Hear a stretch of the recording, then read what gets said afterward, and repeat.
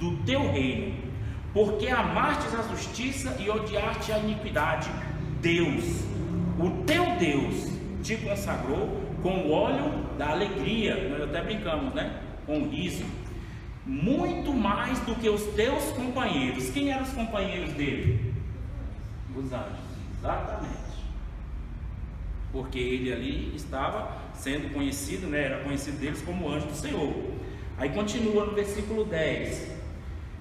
E acrescenta: tu, Senhor, no princípio fundastes a terra, e os céus são obras das tuas mãos. Quando foi que Cristo, como Senhor, fundou a terra? Gênesis capítulo 1, versículo 3. E haja luz. Quem era Cristo ali? O Verbo. O Verbo. Lembra que na antiguidade ele era conhecido como o Verbo, o Pai, o ancião de dias, né, e o Espírito do ser vivente. Então ali ele está dizendo que ele era o Criador desde o princípio, e tudo foi feito, né? Os céus são obras das suas mãos. Eles perecerão, mas tu é permanente, e como um vestido envelhecerão, e como um manto os enrolarás e serão postos de lado, como um vestuário para serem mudados, mas tu para sempre serás o mesmo, e os seus anos jamais se acabarão. Os quais os anjos, Deus falou mais uma vez: assenta-te à minha direita, até que eu transforme os teus inimigos em estrado dos teus pés. E aí, no caso, nós entendemos um pouco baseado naquele Salmo 110, versículo 1, onde ele diz: dize ao meu Senhor para o meu Senhor, né? Que ali ele fala: diz o Senhor Jeová para Adonai, que ele tem inimigos. Jeová não. Jeová é o Senhor, ele é Deus. Então não tem como, vamos assim dizer, a criatura ser maior que o Criador. Ele se levanta, mas cai. É tanto que você não vê, e assim, poucas passagens que mostram quando Deus se levanta do trono. Para Lúcifer, nunca. Nunca. Ele se levantou por causa de Cristo, mas isso nós vamos ver mais para frente. Então tá. Aí, antes dele se assentar no trono, que é no versículo 14, né? Dar a salvação, 13. E Deus falou mais uma vez, versículo 13: assenta-te à minha direita, até que eu transforme os teus inimigos como estrado. Qual era uma prerrogativa para que ele tivesse se assentado no trono? Quem lembra da última aula? Ele desprezou a afronta. É como diz Hebreus 12:1: portanto nós também, cercados como estamos de tão grande nuvem. Não, nesse texto aqui não. É 12:2. Fixando nossos olhos em Jesus, o autor e consumador da nossa fé, o qual, esperando o gozo que lhe estava proposto, superou a cruz, desprezando a afronta, e assentou-se à mão direita do trono de Deus, ou à destra do trono de Deus. Aí o que eu aprendo com isso? Muitas vezes, quando nós não desprezamos a afronta, isso nos impede de assentarmos diante dele. Nós temos que ponderar, né, esses nossos conceitos de dizer: mas eu não levo desaforo para casa. Jesus desprezou a afronta, né, para que isso acontecesse com ele. Nós sabemos que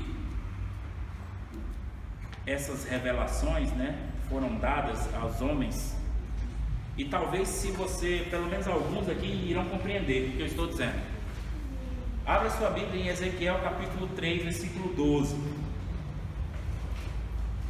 Como era um exemplo, né, do arrebatamento dele. E aqui eu vou ler, porque senão a gente passa do tempo. Ezequiel 3,12 diz assim: eu gostaria que você me explicasse isso aqui. Então o Espírito me arrebatou, e ouvi por detrás de mim. Lembra que Samuel, ele ouvia a voz e vinha de trás. João, quando estava lá no Apocalipse capítulo 1, ele também ouvia a voz, ele ouvia de trás. Quando ele se virou, ele caiu.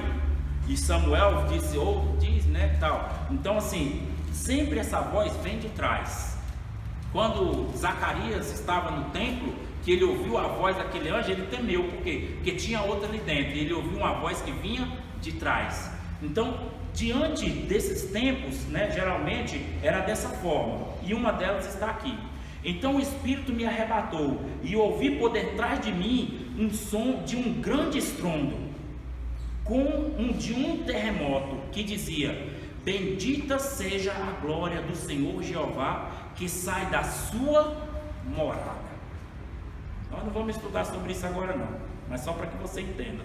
Então ouvi um ruído das asas dos querubins, quando tocava uma na outra, e o ruído das rodas que estavam junto a eles, e o ruído era como de um terremoto. Quando os irmãos imaginam que isso aconteceu? O Sinai, né?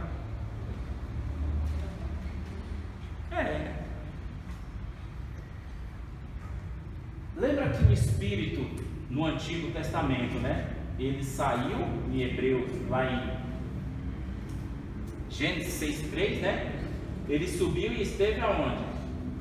Nas rodas. E essas rodas, elas foram untadas com óleos. E elas se encheram de olhos e óleo. Então, à medida que eles se moviam, não sei se vocês já viram lá em Ezequiel, que ele via como se roda dentro de rodas. Aquele negócio que, né? Como é que você vai explicar um negócio desse, né? É que nem o irmão, eu tive um sonho, uma visão, porque é uma roda assim, rapaz, roda para mim é redondo, mas enfim. Então, nesse período aqui, ele estava dizendo que quando ele teve essa visão aqui, era quando ele viu os querubins juntos, talvez aqui debaixo, né, da plataforma, mas nesse período aqui ainda, não no período da Nova Jerusalém, porque aqui ainda é no antigo, vamos assim dizer, né, no Antigo Testamento, e a Nova Jerusalém é no Novo. Por quê? Porque eu não lembro o versículo agora, mas ele diz assim: não se turbe o vosso coração, credes em Deus e crede também em mim. Na casa de meu pai muitos morados, se não fosse assim, não vos teria dito, vou preparar lugar. Então ele já foi? Já? Pois então ele já está descendo. Ele teve essa visão nesse período aqui, do Antigo Testamento. Deus poderia ter lançado ele para o Novo?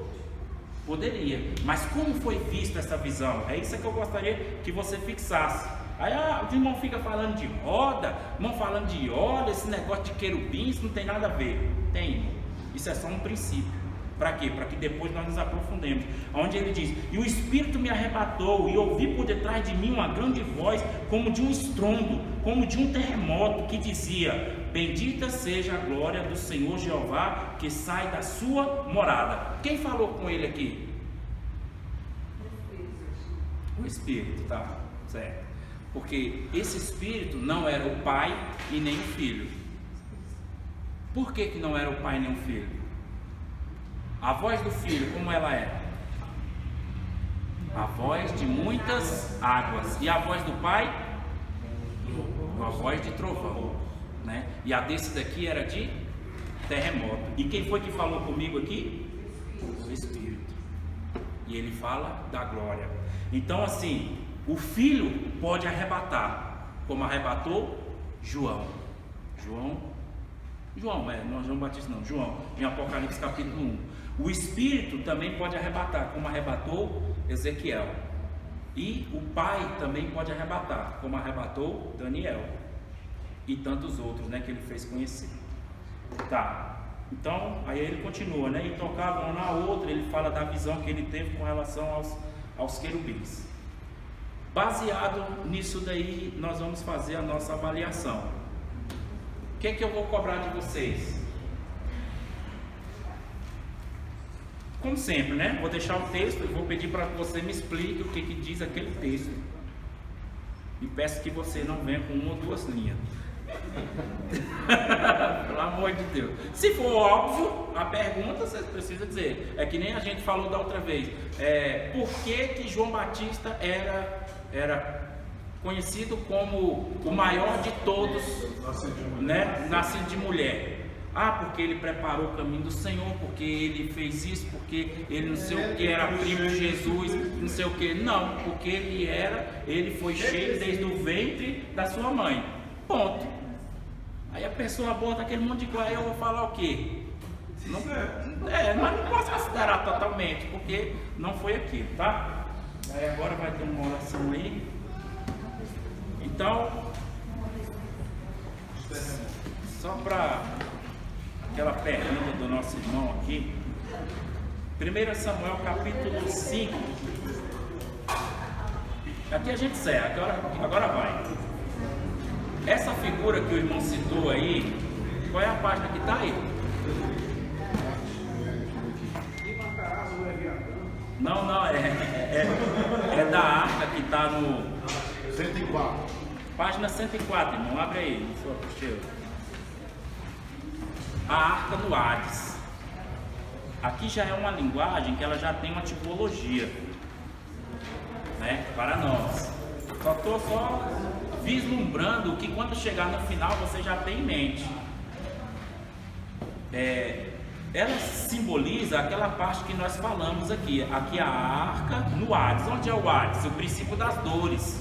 Depois, se você quiser ler em casa, é bom. Você vai ver como é que Cristo foi representado no Hades, quando ele tomou a chave, né, do inimigo, do chave da morte, né? Então tá, a arca na casa de Dagon, ela está citada isso aqui. Se você quiser acompanhar biblicamente falando dessa tipologia, é 1 Samuel capítulo 5, e é do versículo 1 até o 12, onde ele diz que na arca que estava na casa de Dagon, Deus se mostrara como poderoso, que deixou vencer-se para chegar até o ninho do inimigo, a fim de derrotá-lo na sua própria casa. É o tipo de Cristo que saiu do Calvário e foi até o Hades. Ele foi como um derrotado, mas ele não era derrotado. E no versículo 1, né, nós sabemos da história, depois você leia. Anota aí do lado dessa figura aí, 1 Samuel capítulo 5, né, você vai ler e depois você vai ler o capítulo 6 também. Por quê? No capítulo 5 ele diz, um exemplo, né, no primeiro round, foi aquela história que ela esteve diante dele, mas na hora que eles foram dormir, quando chegaram no outro dia, ela estava prostrada.